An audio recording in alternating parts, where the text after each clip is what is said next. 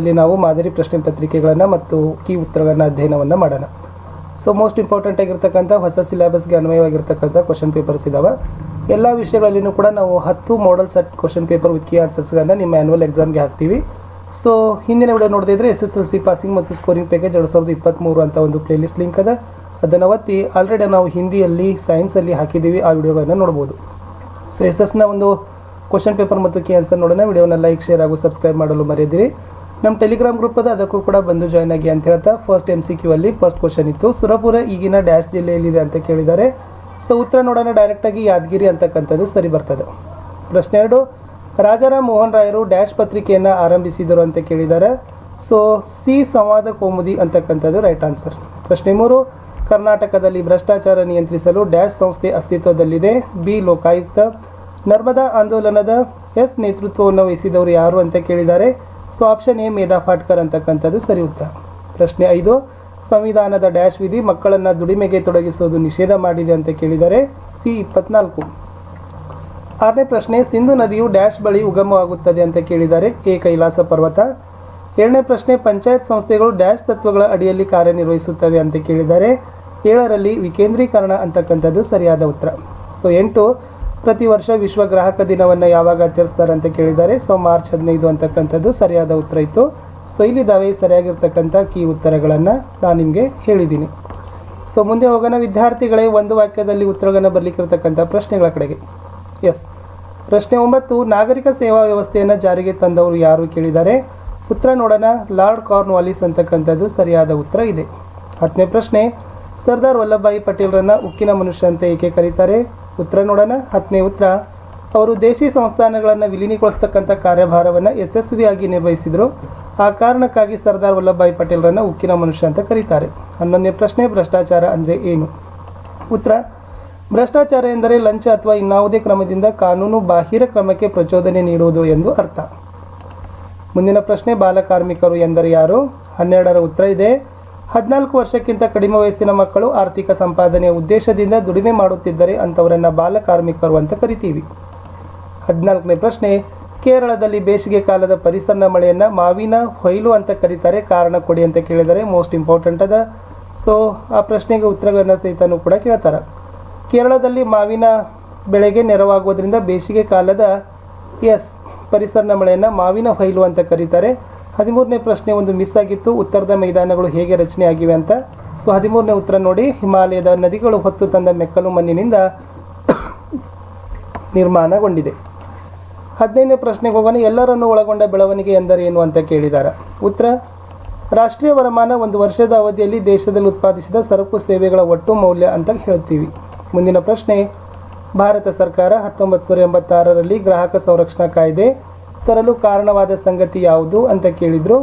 ಉತ್ತರ ಇದೆ, ನಿರಂತರವಾಗಿ ಬೇಸತ್ತ ಗ್ರಾಹಕರನ್ನು ಶೋಷಣೆಯಿಂದ ಮುಕ್ತಗೊಳಿಸಲು ಅಂತಕ್ಕಂಥದ್ದು ಉತ್ತರ ಬಂತು. ಭಾರತದ 17ನೇ ಪ್ರಶ್ನೆ ಇತ್ತು, ಹೊಸ ಜಲಮಾರ್ಗ ಕಂಡುಹಿಡಿಯಲು ಕಾರಣವಾದ ಅಂಶಗಳು. ಸೊ ನಿಮಗೆ ಮೇನ್ ಆಗಿರ್ತಕ್ಕಂಥ ಪಾಯಿಂಟ್ಸ್ಗಳನ್ನು ತೋರಿಸ್ತೀನಿ. ಇವು 4 ಪಾಯಿಂಟ್ಸ್ಗಳಿದ್ದಾವೆ. ಕಾನ್ಸ್ಟಾಂಟಿನೋಪಲ್ ನಗರ ವಶಪಡಿಸಿಕೊಳ್ಳಕ್ಕೆ ಕಾರಣ. ಟರ್ಕರ ನಿಯಂತ್ರಣಕ್ಕೆ ಹೋಗಿದ್ದವು. ಆಮೇಲೆ ತೀವ್ರ ಥರದ ತೆರಿಗೆ ವಿಧಿಸಿದ್ದರು. ನೆಕ್ಸ್ಟ್, ವರ್ತಕರಿಗೆ ಇವು ಲಾಭದಾಯಕವಾಗಿ ಪರಿಗಣಿಸಲಿಲ್ಲ ಅಂತಕ್ಕಂಥ ಅಂಶ ಬರೀಬೇಕಿತ್ತು. 18ನೇ ಪ್ರಶ್ನೆ, ಭಾರತದ ಸಾಮಾಜಿಕ ಸುಧಾರಣಾ ಚಳವಳಿಗೆ ಬ್ರಹ್ಮ ಸಮಾಜ ಬಹಳ ಶ್ರಮಿಸಿತು ಹೇಗೆ ಅಂತ ಕೇಳಿದ್ದಾರೆ. 18ನೇ ಪ್ರಶ್ನೆ ಮೋಸ್ಟ್ ಇಂಪಾರ್ಟೆಂಟು ಅದ.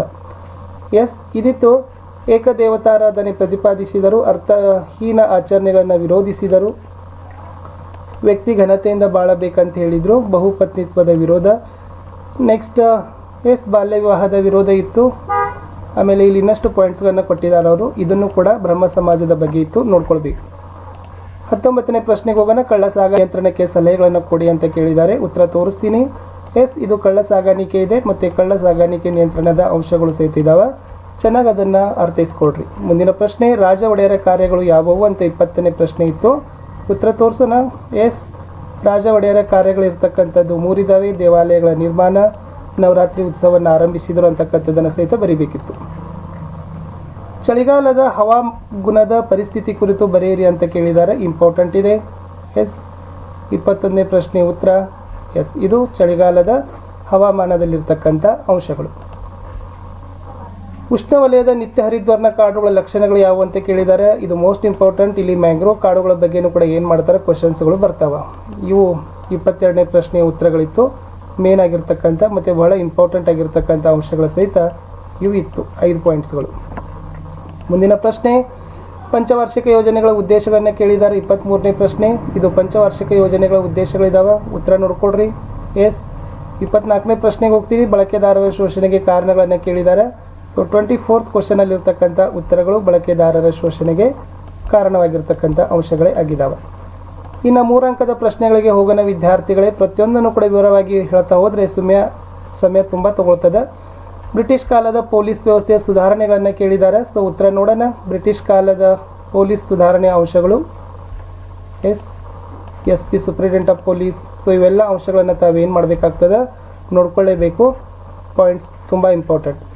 ಪ್ರಾರ್ಥನಾ ಸಮಾಜದ ಧಾರ್ಮಿಕ ಸಾಮಾಜಿಕ ಸುಧಾರಣೆಗಳನ್ನು ಕೇಳಿದ್ದಾರೆ. ಇದಿತ್ತು ಪ್ರಾರ್ಥನಾ ಸಮಾಜದ ಧಾರ್ಮಿಕ ಮತ್ತು ಸುಧಾರಣೆಯ ಅಂಶಗಳು. 22ನೇ ಪ್ರಶ್ನೆ. 1857ರ ದಂಗೆಗೆ ಆಡಳಿತಾತ್ಮಕ ಕಾರಣಗಳನ್ನು ಕೇಳಿದ್ದಾರೆ.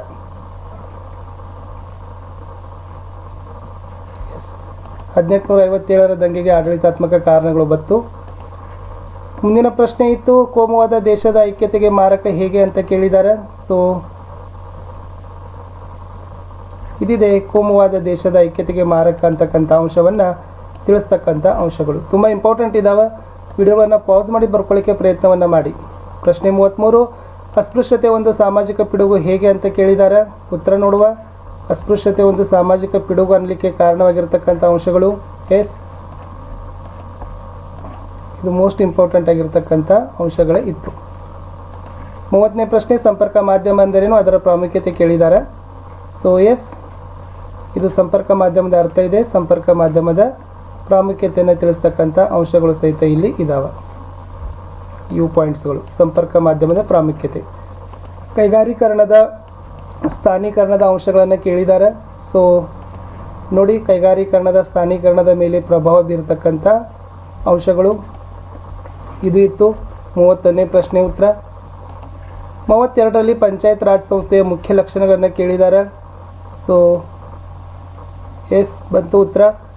ಪಂಚಾಯತ್ ರಾಜ್ ವ್ಯವಸ್ಥೆಯ ಲಕ್ಷಣಗಳು 32ನೇ ಪ್ರಶ್ನೆಯ ಉತ್ತರ. ಬ್ಯಾಂಕ್ ನಿರ್ವಹಿಸುವ ಕಾರ್ಯಗಳನ್ನು ಕೇಳಿದ್ದಾರೆ. 33ನೇ ಪ್ರಶ್ನೆಯಲ್ಲಿ ಇಲ್ಲಿ ಒಂದು ಪಾಯಿಂಟ್ ಇದೆ 33ರಲ್ಲಿ ಇವಿಷ್ಟು. ಸೊ ಬ್ಯಾಂಕ್ ನಿರ್ವಹಿಸ್ತಕ್ಕಂಥ ಕಾರ್ಯಗಳ ಒಂದು ಪ್ರಶ್ನೆಗಳಿಗೆ ಉತ್ತರಗಳು ಇತ್ತು. ಇನ್ನು 4 ಅಂಕದ ಪ್ರಶ್ನೆಗಳಿಗೆ ನೋಡೋಣ. ಬಾಲ್ ಗಂಗಾಧರ್ ತಿಲಕರ ಪಾತ್ರ ಕೇಳಿದರು ಸ್ವಾತಂತ್ರ್ಯ ಚಳವಳಿಯಲ್ಲಿ. ಸೊ ಸುಮಾರಾಗಿರ್ತಕ್ಕಂಥ ಅಂಶಗಳು ಇವೆಲ್ಲ ಬಾಲ್ ಗಂಗಾಧರ್ ತಿಲಕರ ಬಗ್ಗೆ ಇದ್ದಾವೆ. ಸೊ ತಾವೆಲ್ಲ ಏನು ಮಾಡಬೇಡಿ, ಅದನ್ನು ಪಾಸ್ ಮಾಡಿ ಬರ್ಕೊಳ್ಳಿಕ್ಕೆ ಪ್ರಯತ್ನವನ್ನು ಮಾಡಿ ವಿಡಿಯೋವನ್ನು ನೋಡಿ. ನೆಕ್ಸ್ಟ್ 35ನೇ ಪ್ರಶ್ನೆ ಇತ್ತು ಸ್ವಾತಂತ್ರ್ಯ ಹೋರಾಟದಲ್ಲಿ ಕಾರ್ಮಿಕ ಬಂಡಾಯದ ಬಗ್ಗೆ ಬರೀರಿ ಅಂತ ಕೇಳಿದ್ದಾರೆ. ಸೊ ಇದು ಕಾರ್ಮಿಕ ಬಂಡಾಯದ ಬಗ್ಗೆ ಇರತಕ್ಕಂಥ ಅಂಶಗಳೇ ಇತ್ತು.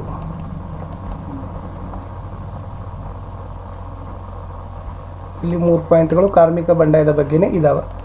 ಮುಂದೆ ಭದ್ರತಾ ಸಮಿತಿ ರಚನೆ ಮತ್ತು ಕಾರ್ಯಗಳನ್ನು ಕೇಳಿದ್ದಾರೆ. ಇದು ಭದ್ರತಾ ಸಮಿತಿಯ ರಚನೆ ಮತ್ತು ಕಾರ್ಯಗಳ ಬಗ್ಗೆನೇ ಇರತಕ್ಕಂಥ ಉತ್ತರ. ಲಾಸ್ಟ್ ಇರ್ತಕ್ಕಂಥ ಪ್ರಶ್ನೆ ಕೃಷಿ ಜೀವನಾಧಾರಿತ ಪ್ರಮುಖ ಮೂಲ ಅಂತ ಕೇಳಿದ್ದಾರೆ. ಕೃಷಿ ಪ್ರಾಮುಖ್ಯತೆ ಕೇಳಿದ್ದಾರೆ. 32ರಲ್ಲಿ ಇರ್ತಕ್ಕಂಥ ಇದು ಉತ್ತರ ಇತ್ತು. ಇನ್ನು ಮುಂದಿನ ಪ್ರಶ್ನೆ ಲಾಸ್ಟ್ ಭಾರತದ ನಕ್ಷೆಯಲ್ಲಿ ಈ ಪ್ರದೇಶಗಳನ್ನು ಗುರುತಿಸಬೇಕಾಗಿತ್ತು. ತೋರಿಸ್ತೀನಿ ನಿಮಗೆ ಭಾರತದ ನಕ್ಷೆಯಲ್ಲಿ ಇರ್ತಕ್ಕಂಥ ಸ್ಥಳಗಳನ್ನು. ಇಲ್ಲಿಗೆ ಸೆಟ್ 1 ಕ್ವಶನ್ ಪೇಪರನ್ನು ಕಂಪ್ಲೀಟ್ ಮಾಡಿದ್ದೀನಿ. ಇನ್ನೂ 9 ಸೆಟ್ಗಳಿದ್ದಾವೆ. ಸೊ ವಿಡಿಯೋವನ್ನು ಲೈಕ್, ಶೇರ್ ಹಾಗೂ ಸಬ್ಸ್ಕ್ರೈಬ್ ಮಾಡಲು